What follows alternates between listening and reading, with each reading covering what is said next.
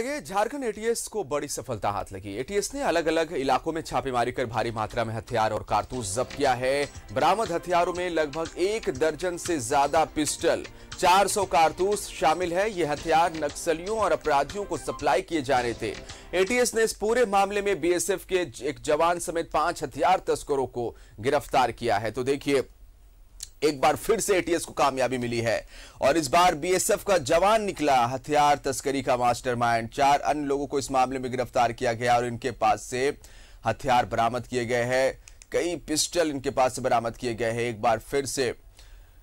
बार फिर से जिनके कंधे पर सुरक्षा की जिम्मेवारी होती है वही हथियारों की सप्लाई कर रहे हैं और एक बार फिर से झारखंड एटीएस को कामयाबी मिली है। इससे पहले आपने देखा होगा एक सीआईएसएफ जवान को पकड़ा गया था जिसने हथियारों की सप्लाई की संलिप्तता भी स्वीकार की थी और इस बार बीएसएफ का जवान गिरफ्तार किया गया हथियारों के साथ, जो हथियार तस्करी के मामले में एटीएस ने गिरफ्तार किया है। 4 अन्य लोगों को इसके साथ साथ गिरफ्तार किया गया है और ये बेहद ही चिंतनीय खबर भी है, सोचने वाली खबर है कि जब सुरक्षा बलों में शामिल कुछ ऐसे देशद्रोही लोग होते हैं जो इस तरह से हथियारों का सप्लाई करते हैं, निश्चित तौर पर एक बड़ा खुलासा हुआ है और इस पूरे मामले में और गहनता से जांच की जाएगी। इसमें शामिल और भी दूसरे लोगों को जल्द गिरफ्तार किया जाएगा जो इस तरह से सेना में रहकर सुरक्षा बलों में ये सेवाएं देते हैं और इसमें से कुछ ऐसे हैं। एक की गिरफ्तारी पहले हुई है, एक बीएसएफ के जवान की गिरफ्तारी हुई है जो हथियारों का तस्करी किया करता था। एक निश्चित तौर पर इसे आप कह सकते हैं एक बड़ी कामयाबी एटीएस की और अब इस तार को, इस कनेक्शन को भी खंगालने की कोशिश की जाएगी कि क्या इस बीएसएफ के जवान ने नक्सलियों तक भी हथियारों को सप्लाई किया है, माओवादियों तक में हथियारों को सप्लाई किया है। कहां कहां इस बीएसएफ के जवान ने हथियारों को सप्लाई किया है, यह भी एक एंगल एटीएस निश्चित तौर पर इसे तलाशेगी, इसे ढूंढेगी और देखिए किस तरह से बीएसएफ का ये जवान कैसे हथियारों की तस्करी में शामिल था। इस खुलासे होने के बाद, इस तरह के खुलासे होने के बाद निश्चित तौर पर कई सवाल खड़े होते हैं और एक सवाल तो ये भी खड़ा होता है कि जो सीआईएसएफ की आप बात करें, बीएसएफ की बात करें,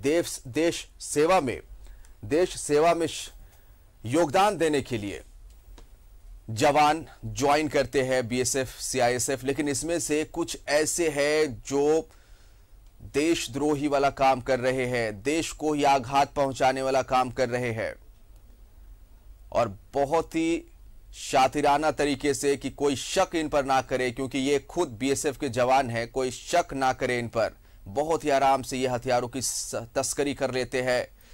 लेकिन एटीएस उसी मुस्तैदी के साथ लगा है और ऐसे तमाम देशद्रोही को चिन्हित किया जाएगा, उन्हें गिरफ्तार किया जाएगा जो हथियारों की तस्करी कर रहे हैं, नक्सलियों तक हथियारों को पहुंचा रहे हैं।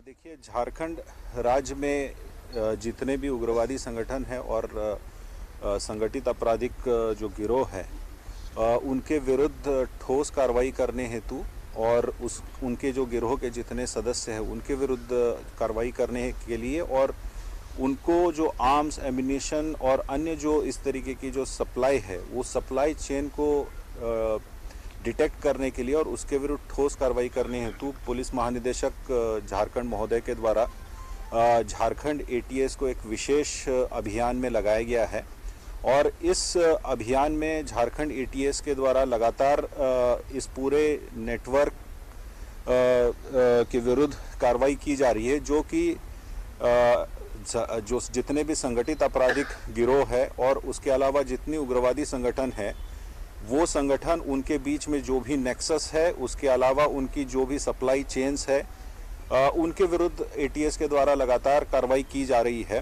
धवल और हीरालाल गुमान, ये इन लोगों की गिरफ्तारी हुई है जो महाराष्ट्र और मध्य प्रदेश के बॉर्डरिंग एरिया में अवैध हथियार का कार्य करते थे। और इसमें अरुण कुमार सिंह की गिरफ्तारी और उससे पूछताछ के क्रम में ये बात प्रकाश में आई कि अरुण कुमार सिंह 116 बटालियन में पूर्व में कार्यरत था और वहाँ से वॉलंटरी रिटायरमेंट लेने के बाद इस पूरे आपराधिक गिरोह के संपर्क में आया था और उसके द्वारा बीएसएफ के और अन्य लोगों को इस कार्य में संलिप्त होने के लिए उसको इन्वॉल्व किया गया। और वो जो कार्तिक बेहरा जिसकी गिरफ्तारी फिरोजपुर से हुई है, उसके साथ उसने अच्छा संपर्क स्थापित किया। कुछ और अन्य लोगों के बारे में भी हम लोगों को पता चला है। उनके माध्यम से वो एम्यूनिशंस की सप्लाई प्राप्त करता था और देश के अलग अलग जगहों पर जाकर प्राप्त किया है। और उसके बाद वो जो ये पूरा आर्म सप्लाई का नेटवर्क है जिसमें और बाकी लोग शामिल हैं, उनको वो एम्यूनिशन दिया करता था और उनसे पैसा प्राप्त करके ये पैसे के एवज में ये लोग ये कार्य किया करते थे। इसमें इसके अलावा महाराष्ट्र के लिए भी सहयोगी शाहनवाज का रुक रहे हमारे साथ लाइव जुड़े। शाहनवाज, कितना चिंतनीय ये विषय है, कितने सवाल खड़े होते हैं जिनके कंधे पर देश की सुरक्षा का दारोमदार है, जिम्मेवारी है, वो अगर इस तरह से हथियारों की सप्लाई करेंगे तो क्या कहेंगे। एक और इससे पहले जवान जो हथियारों की सप्लाई में संलिप्त था उसे गिरफ्तार किया गया। 15 दिनों के अंदर आप कह सकते हैं ये बहुत शॉर्ट टर्म के अंदर एक और कामयाबी एटीएस को मिली है। इस बार बीएसएफ का जवान हथियारों के साथ गिरफ्तार किया गया और आरोप गंभीर है, हथियारों के तस्करी के आरोप है, हथियारों को नक्सलियों तक पहुंचाने के गंभीर आरोप है। पूरी जानकारी आपसे चाहेंगे।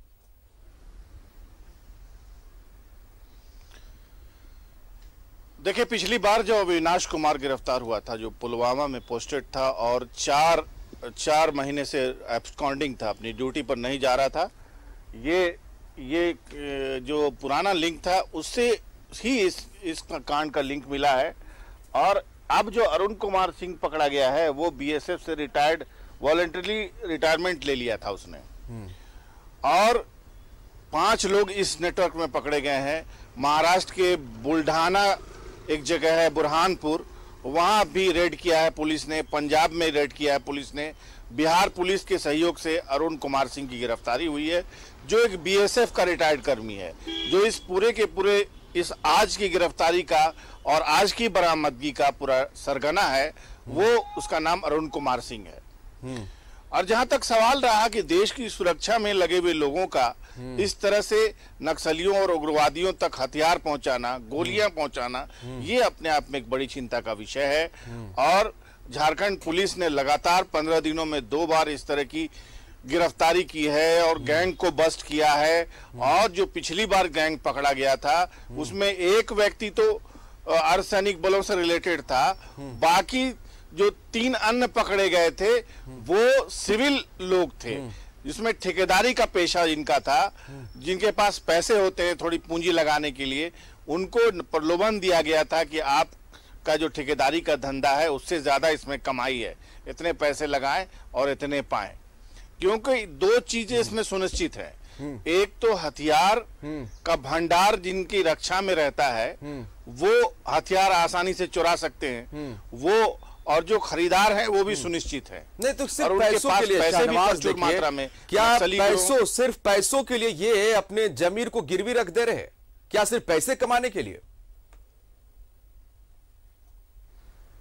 देखिए, जमीर ही नहीं बल्कि देश प्रेम अपने आप में एक ऐसा जज्बा होता है जो हर व्यक्ति के पास होता है। थोड़ा कमजोर होता है किसी का प्रबल होता है, लेकिन ये देश के खिलाफ युद्ध कर रहे नक्सलियों और उग्रवादियों तक हथियार पहुंचाने का फैसला करना और अपने पैसे उसमें व्यापार की दृष्टि से लगाना, ये अपने आप में एक बहुत बहुत गंभीर बात है। क्योंकि न सिर्फ ये कि एक व्यक्ति आर्मी का है, बल्कि उसके साथ जो लोग नेटवर्क में जुड़े हुए हैं वो सिविलियंस हैं, वो बिजनेसमैन हैं, ठेकेदार हैं। अब अगर वो ठेकेदारी का पेशा छोड़ करके हथियार यहाँ से खरीद करके यहाँ पहुंचाने में अपने पैसे लगा रहे हैं, तो इसका मतलब ये है कि उनके पैसे डबल ट्रिपल हो रहे हैं। और ये एक नया कारोबार है जो इन दिनों ट्रेंड में है। लेकिन झारखंड पुलिस का फिर से शुक्रिया कि उन्होंने इसको अनर्थ किया है, जमीन से उखाड़ दिया है इस पूरे जितनी इशू को। तारीफ की जाए और कम है, मुझे लगता है जितनी तारीफ की जाए कम है। ये पूरी जिम्मेवारी के साथ अपने कर्तव्य को निभा रहे और ऐसे तमाम लोग जो देश के पीठ के पीछे ही छुरा भोंकने का काम कर रहे हैं, ऐसे तमाम लोग जो देश के साथ गद्दारी करने का काम कर रहे हैं, उन्हें एटीएस ढूंढ के निकालेगी। इस पूरे सिंडिकेट में और भी जो लोग शामिल है उन्हें ढूंढ के निकालेगी, कड़ी से कड़ी सजा इन्हें मिलेगी। बहुत बहुत शुक्रिया आपका तमाम जानकारी के लिए शहनवाज।